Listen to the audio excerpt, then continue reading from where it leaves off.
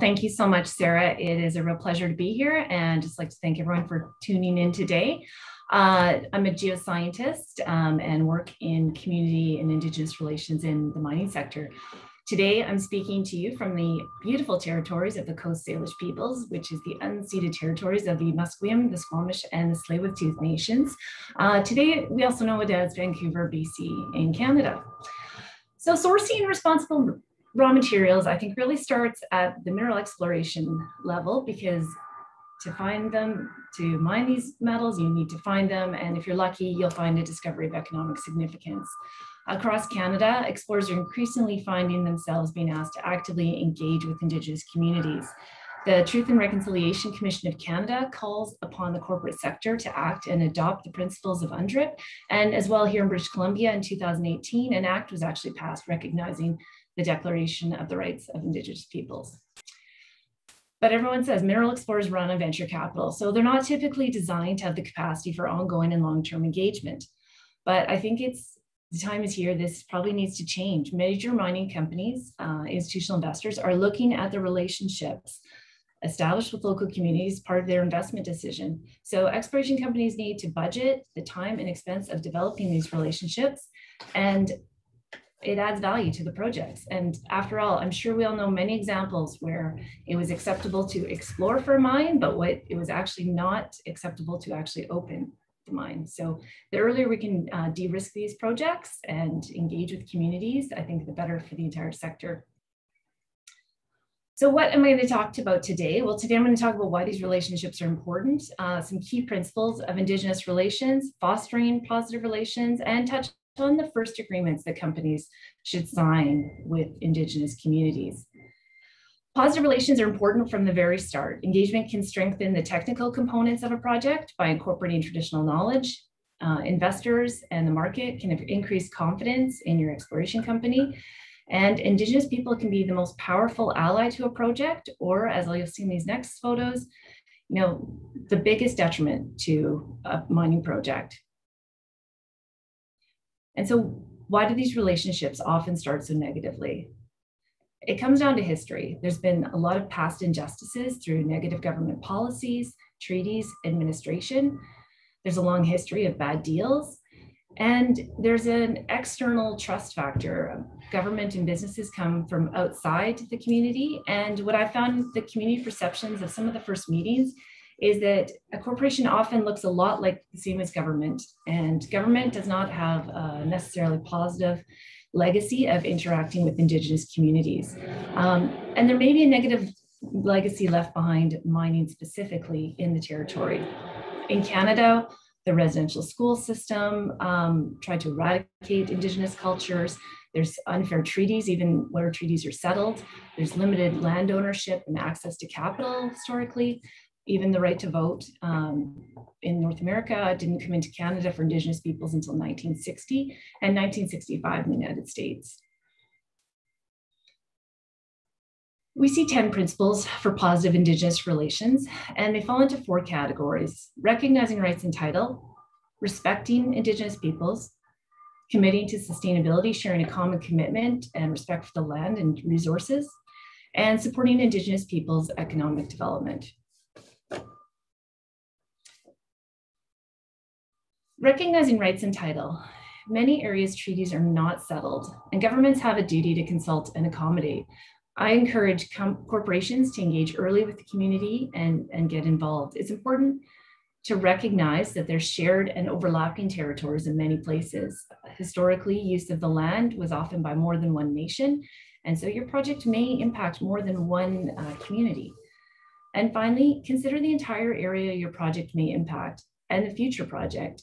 That includes thinking about the downstream impacts. I know there's a lot of talk about tailings dams, but if you think about the infrastructure that might be developed, you need to think about engaging early with communities, whether it's downstream, whether it's access roads, whether it's the local port that might be part of a future development.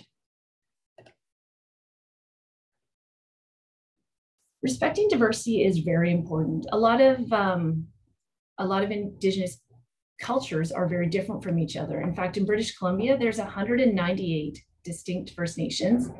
There's more than 30 different languages spoken, and with that, 60 dialects. Recognizing that just like any community, there's varying interests and objectives. The community you live in, you don't agree with your neighbor.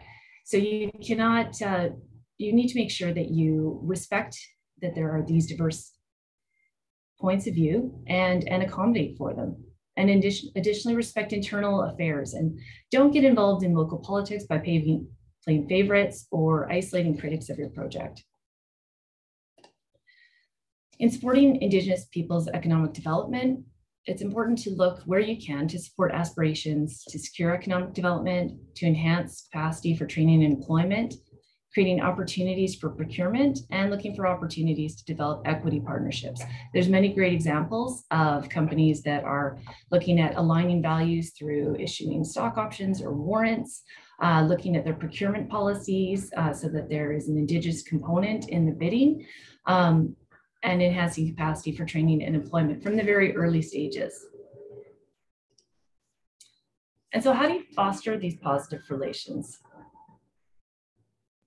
I mean, it seems pretty obvious: open, honest, consistent approach.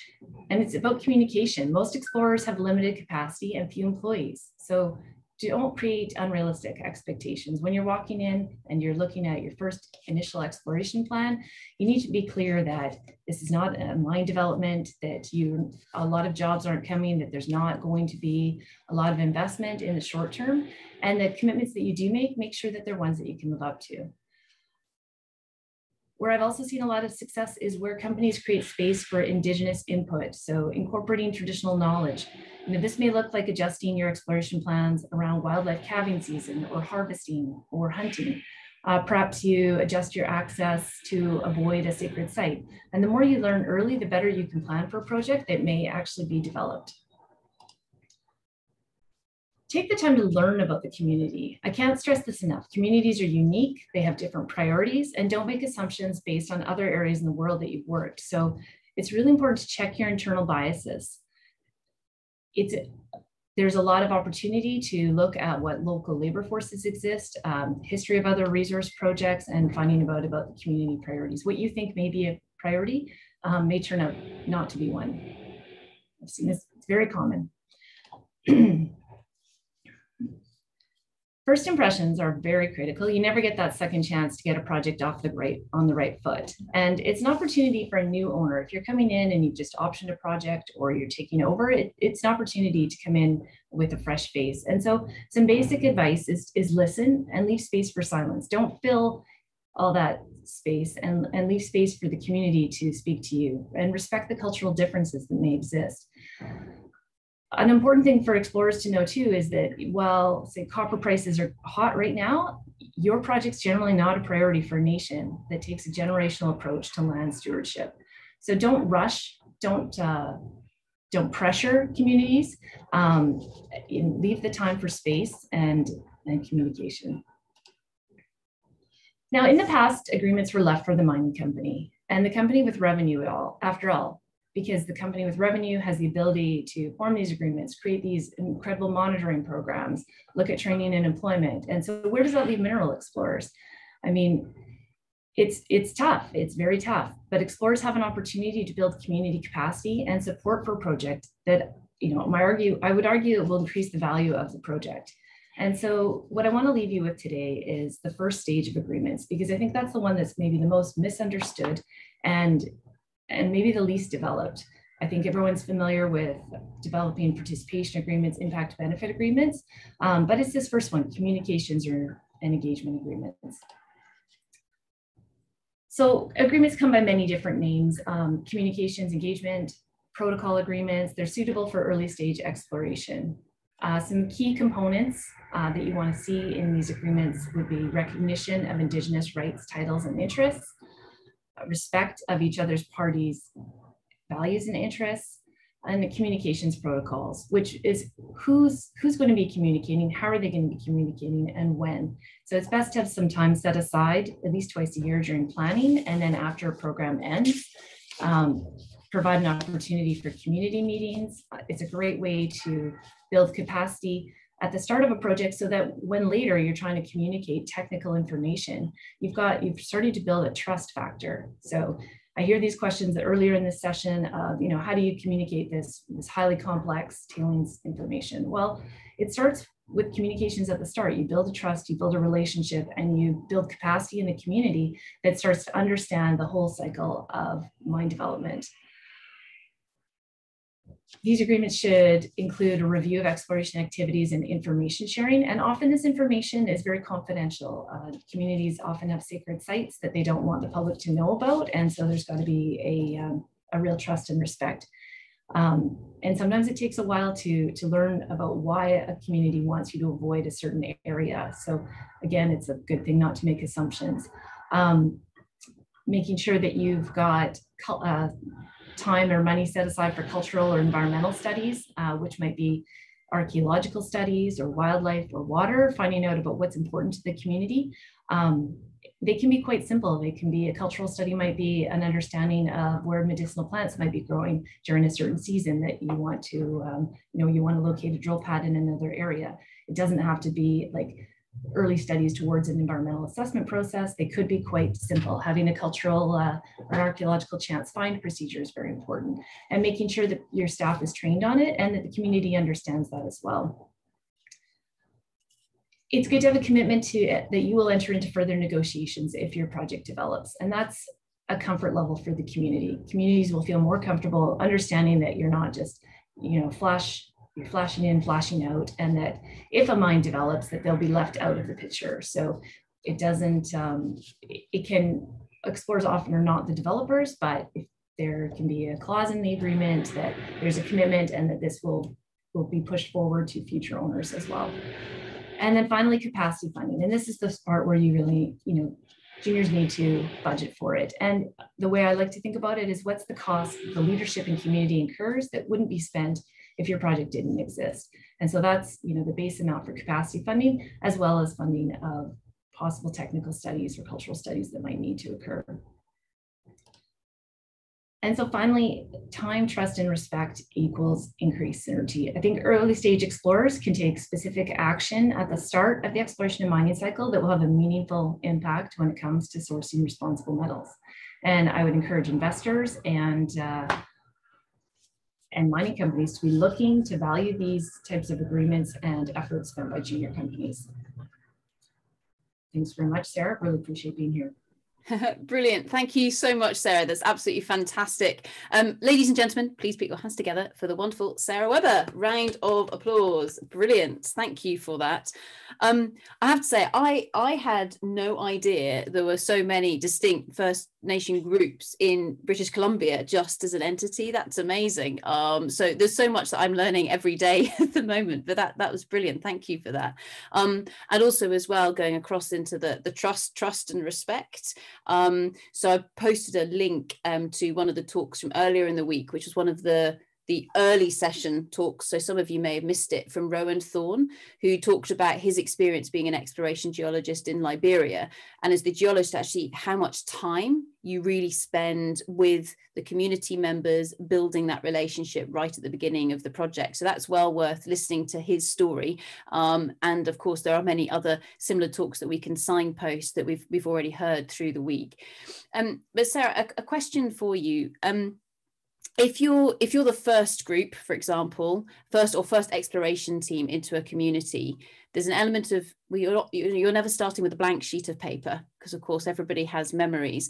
But do you have any suggestions if you're going into a community that has been really hurt by mining, or they've been misled by previous organizations that have been in there? That's obviously a really difficult starting point. Do you have any suggestions with what to do? I've been in those situations many times, certainly where there's been, a legacy of mining that hasn't been cleaned up, hasn't been reclaimed properly, or communities where a mine has come in and you're speaking to an elder who recalls back in the 50s being promised jobs, and being moved off the reserve and for a tailings impoundment. And 2020 comes along and there's still not been a ton of jobs or Indigenous employment. And my best advice to those for those meetings is to take your time and to listen and to try, you can apologize for the sins of the past, but it's about taking the time to acknowledge, make sure that you make the community feel understood and listened to, and then it's about moving forward and how to work together and do that in a better way. So I think that a lot of miners sometimes avoid those meetings because they're very tough, and there's a tendency for people to get defensive. But my best advice is to just go in with an open mind and listen carefully and take that input and make those commitments that, you know, you'll do anything within your power not to have that situation occur again. And you can make commitments, but it's keeping those commitments. You can sign an agreement, but it's implementing the agreement. That's very important. And with those meetings, I mean, the skill, as it were, or the empathy and the EQ in a way that is required to almost get yourself into that frame of mind before you walk into that room. If you are the exploration team or something, that's not a skill that is taught in geology courses at university, etc. Do you have any suggestions? Because, and I'm speaking as a geologist, sometimes you're in a team, and in that team you've got some brilliant scientists and brilliant technical people that, to be honest, if you brought them into that room with the local community, that might not quite work. However, they are the people with the technical skill and the accountability. Do you have any suggestions just in terms of how you prepare for that meeting, and who from the company side you perhaps bring into that space? Does that make any sense at all? Absolutely. Engineers have a lot of technical information, and they're very good at sharing it with each other. And sometimes you need a translator. You need a translator from somebody who can take that technical or scientific information and make it digestible for community. And one of the things I often think of is, if I'm trying to explain mining to somebody outside of the industry, can you explain it in plain language? You know, that's really the key. And it is important to take your president, your CEO, your engineers to these meetings. But the easiest rule to follow is make sure that you leave more than half the talking time for the community. There's a tendency for engineers, and I don't want to broad brush everybody, but there is a tendency for people to want to explain. There's share information and charts, and leave the technical data at home. Leave the maps. You can have maps, but make sure they're readable by. I'd like to make sure my mom can read the map, right? If my mom can't understand the map, chances are we're going to get some glazed looks over in the community meeting. These chiefs have so many. They have to be experts on every resource on their land base, not to mention all the social issues that come with running a community. So the job of an Indigenous leader is an incredible job. It's got a lot of asks on their time, and so mining is just one of their files that they're dealing with. So, but yeah, going in and being prepared to listen is a key. Brilliant. Thanks, Sarah.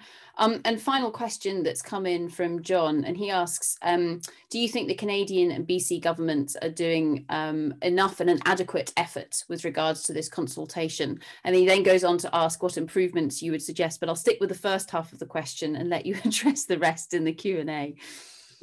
I would say that governments are doing their best, but they are run by bureaucrats.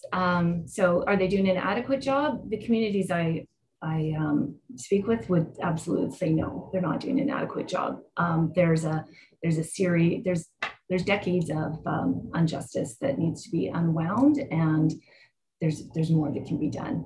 And in terms, I guess, of improvements, I think there's some leaning that the government does on corporations, but I think which is tough, and a lot of companies are finding it very expensive and thinking, well, that's the government's job.